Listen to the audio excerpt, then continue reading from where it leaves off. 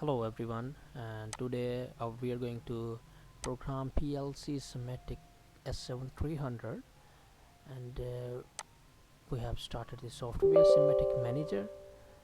Our particularly this will be the step-by-step process which will show you how to configure the hardware, how to uh, configure hardware PLC according to your program, according to your requirements at the site, at the field, what you want to do, how many number of inputs, digital outputs you want to use, analog input, analog outputs, temperature sensors, and all the other things that we want to implement using PLC Simatic. This will be the step-by-step tutorial. In this video we will particularly focus on how to configure our hardware, and how we will make new project in our S7-300 Simatic Manager software. This is the program that has been already built, so we will go over here for new project, click on this new project, then we'll write the name of the project. We can write its name is first, move on, then okay. It's our first project.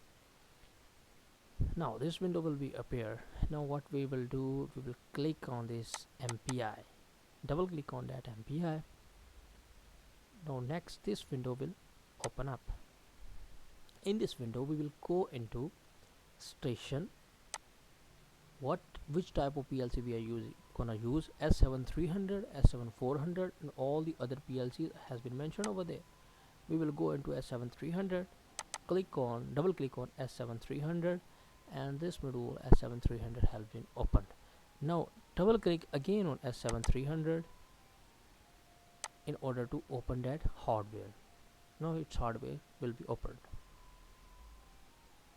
This is the hardware of S7-300 that has been opened. Now go again into S7-300 and go into rack, then select rail. What is this rail means?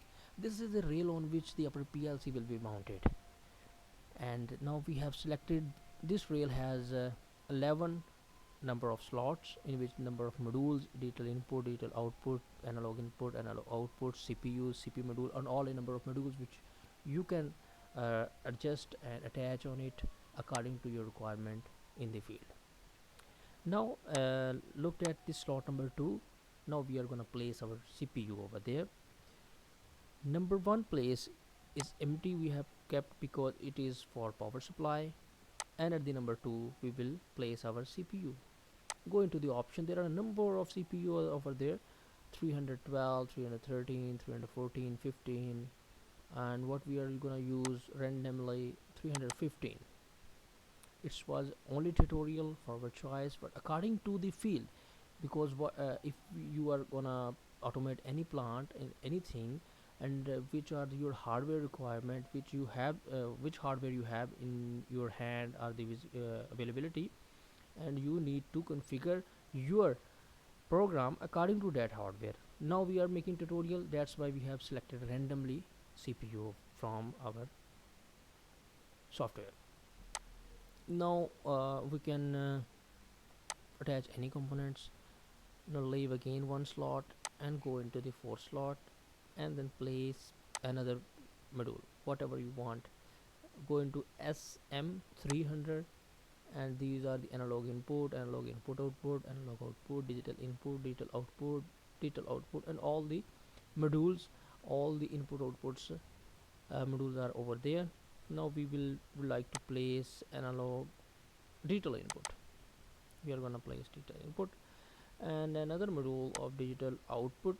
Go into digital output and then place another digital output over it. Now what we are gonna do again, we are gonna place analog input and analog output modules. I'm randomly placing, you have to place it according to the requirement, according to the hardware that you have in your hand in order to implement that. Analog input, and now we will attach analog output over there. Yes, now we have attached all our hardware configured. This one is a CPU, CPU 315, and digital input, this is the model number, digital output, analog input, analog output, this is the address which we will use on our PLC. I will explain all these things later on. Now what we will do, we will go into save. We will save this hardware, and then we will move. It's taking a little bit time to save, and then go into save and compile.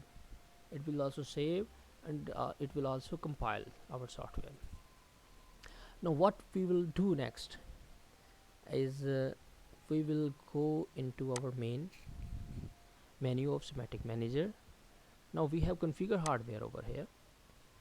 How we have configured it, you have understand. Now we will go into program side, go down a little bit down in blocks, go into blocks, and system data folder is appeared, type of icon is appeared, OB1 organization block 1 has been appeared over here. Go into organization block 1 and select the language type STL, ladder, FBD, which you want to program. Select ladder and then press OK. After pressing this, it will open up your OB1 organization block 1, in which you can write your complete program and then implement.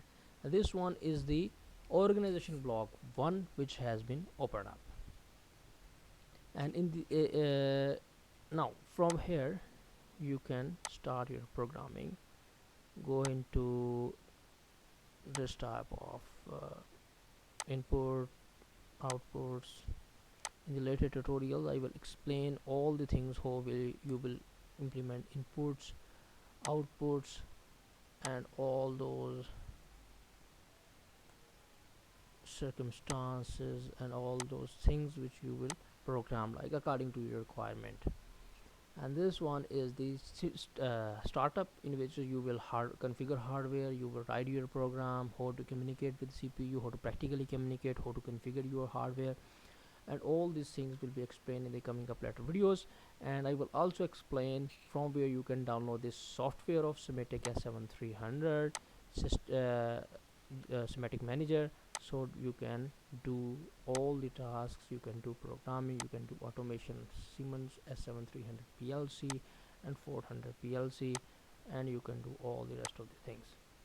Thanks for for bear me for some time and understand the things, and thank you. Bye.